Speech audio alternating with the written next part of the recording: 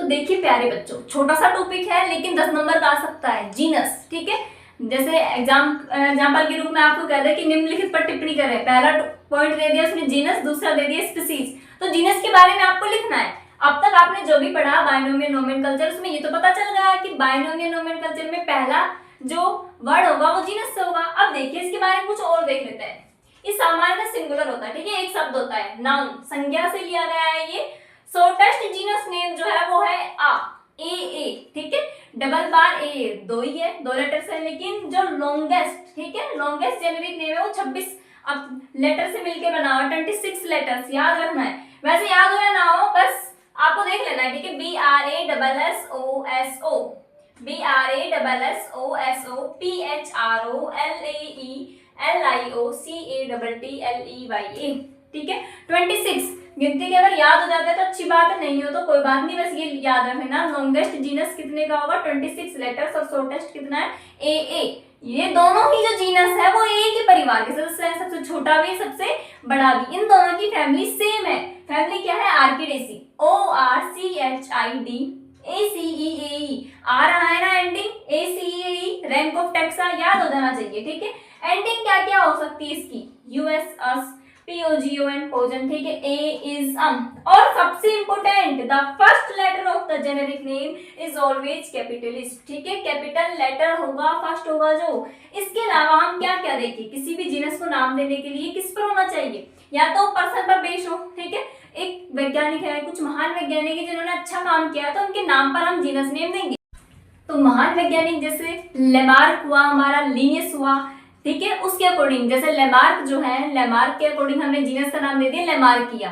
तो पर्सन के according, place के अकॉर्डिंग अरेबिका, अरेबिया के अकॉर्डिंग, ठीक है, ये होगा प्लेस। अब बता बेस्ड ऑन इंपोर्टेंट कैरेक्टर्स, ठीक है, जो ट्राइफोलिएट लीफ होती है उसके लिए हमने दे दिया ट्राइटिकम, ठीक है, UM एंड आ रहा होगा, ठीक है इसमें। अब बता नोमिनल नेम होता है, हाइफन का यूज भी कर सकते हैं काफी बार। जेनेरिक नेम अगर हम दो बना रहे हैं तो उसके बीच में हाइफन लगाना इंपॉर्टेंट होता है। ये हो गया हमारा जीनस नेम, बहुत इंपॉर्टेंट है। अभी हम इसमें फर्दर और पढ़ेंगे, डिटेल्स ऐड करेंगे, लेकिन आपको इतना समझ में आ गया होगा कि जीनस जो है उसके क्या क्या फीचर्स है, सबसे बड़ा कौन है, सबसे छोटा जीनस क्या है, क्या एंडिंग हो सकती है, नोट करके ये लिखना है, और किस पर बेस्ड हो सकते हैं, ठीक है। अब हम आगे चलते हैं इसमें।